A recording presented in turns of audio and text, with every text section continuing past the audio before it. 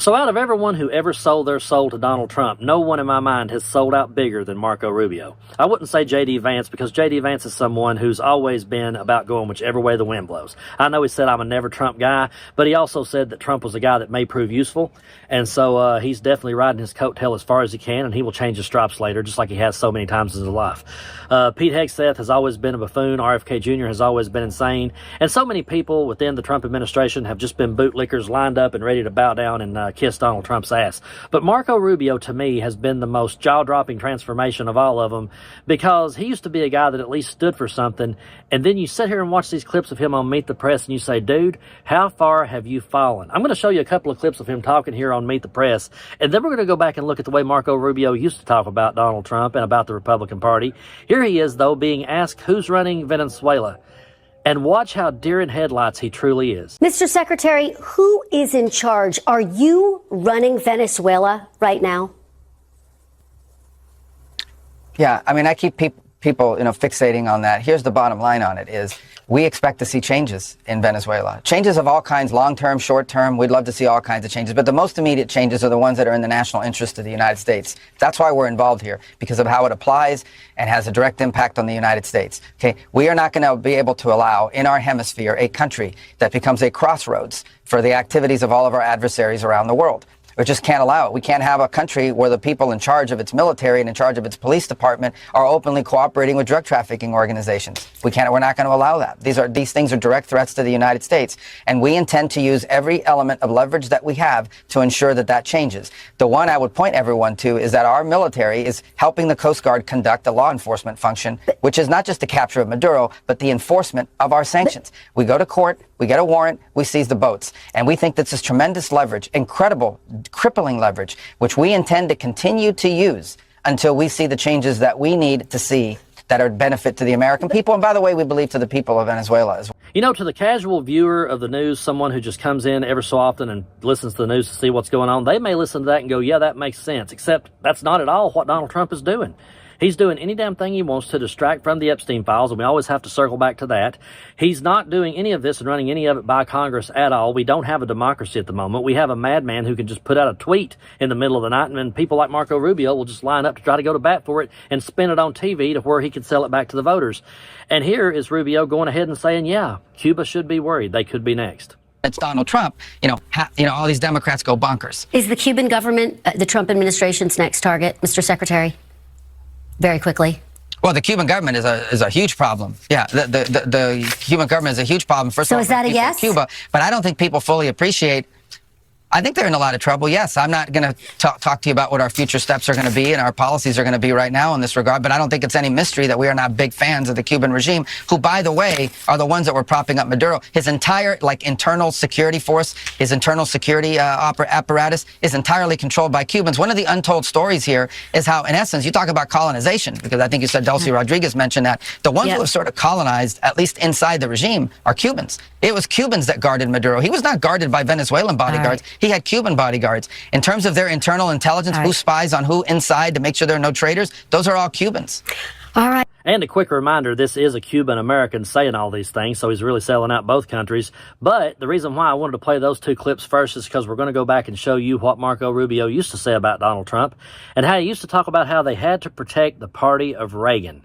No one has ever sold out as big as Marco Rubio, and right here's the proof.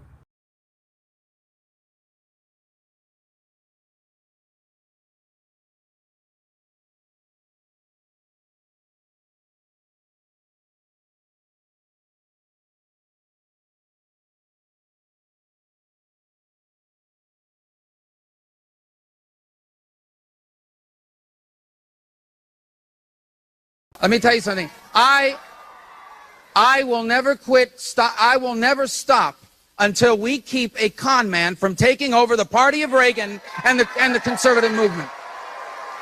He's a con man. He's a con man. He's a con man. I'll tell you why. Number one, look, people are angry and frustrated and scared about the future. Okay? People are working harder than they've ever worked in their lives, and they're running in place. And he swoops in and is taking advantage of that. He's taking advantage of that. He's telling people, I'm going to fight for the little guy. I'm fighting for the working class. Here's what he doesn't tell them. He has spent a career in business, 50 years, sticking it to the little guy. Sticking it to the little guy. When his companies went bankrupt, the first people that didn't get paid were the subcontractors, the plumbers and the pipe fitters and the people that laid bricks and all those people that worked for a living. They didn't get paid. He got his money. They didn't get theirs. He's going around telling people, oh, I'm fighting to keep other countries from taking our jobs. What is he talking about? You ever bought a Trump tie? If you buy a Trump tie, you're not just getting a tacky tie. You're buying a tie made in China or in Mexico.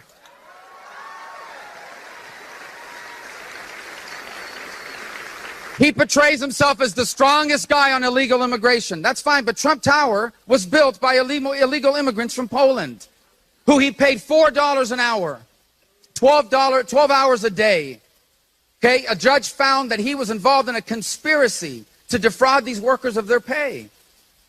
Even now in Florida, he has a hotel or something down there.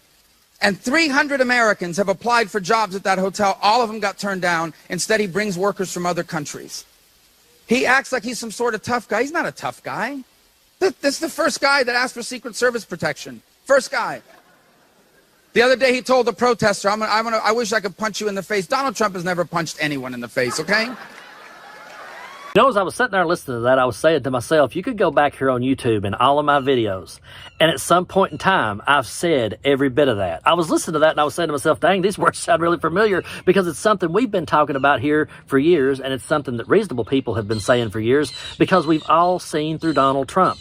And once upon a time, Marco Rubio saw through him too, and then he went out and sold his soul to Satan himself. And actually, when I say that, that's an insult to Satan.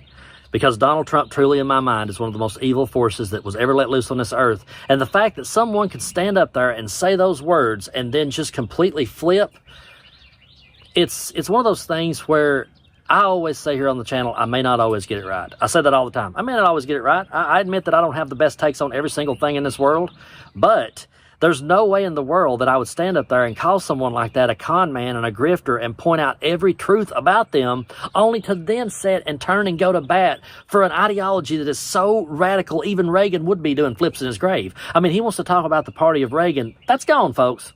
It's gone. Because you saw right there in that clip, there's just a few people sat behind him kind of lightly clapping. Donald Trump goes out and puts on a rally, and they all show up in their MAGA garb like they're going to a WWE event, and they're screaming and cheering for dear leader. So to anyone out there who's trying to hold on to the Republican Party, or like the Bushes said, they're trying to figure out a way to bring it back and reclaim it, it's pretty much gone. It's not coming back either. I'm not trying to bring down the room, but to anyone out there that hopes we're ever going to have a Republican Party again that we can just have disagreements with about politics, folks, those days are over. We're in a completely new era in politics now, and the culture wars have taken over the politics so hard. And we've went so far in an extreme way, and Donald Trump has fought so hard with his political rhetoric that there's not going to be any middle-of-the-road person come along and try to play this one down the middle and try to be polite and sweet and nice about it. It's going to have to be somebody, and it's going to have to be people who are willing to stand up and just start swinging. And I don't mean physically when I say that. I just mean with policies and with their words and with their actions of, hey, we're not going to take this shit anymore. Whoever the next Democratic president is cannot be a pussy. I'm just going to say it. They can't be someone who thinks, oh, we can just smooth this over and we can go back to arguing with the party of Reagan. The party of Reagan is dead and long gone. And it's one of those things where if you're someone who tries to hang on to that, you just have to one day wake up and realize it. And I've had to do that at certain points in my life. To tell you all the truth, not changing the subject, but if I had my way, do you know how we would consume music? We would all go out and buy records.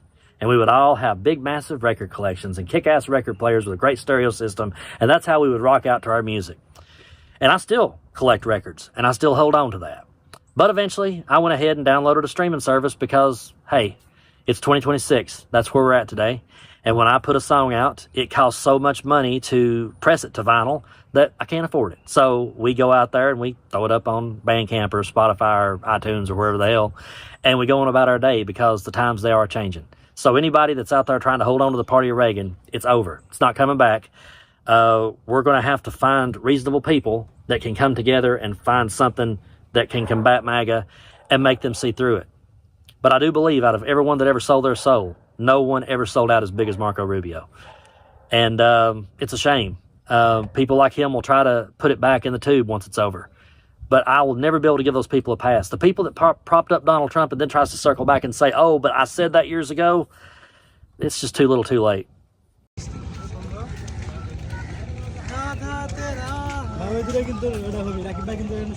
কোনটা শূন্য কোটা কোনটা তুমি কি বলতে চাইলে পিছে কি বলো মিলে নৌকা চড়তে যাচ্ছিলাম এটা আমরা প্রকাশ করতে পারতেছি না রাকিব ভাইয়ের জন্য কারণ রাকিব ভাই ওখানে নৌকা বইটাতে বসাবে হ্যাঁ নৌকা চালাবে মাঝি আর আমরা হচ্ছে বসে থাকবো টিকটক করবো যাক আমরা এই মুহূর্তে আসলাম আই লাভ সারিয়াকান্দি অনেক সুন্দর একটি জায়গা ঠিক আছে অনেক সুন্দর একটি জায়গায়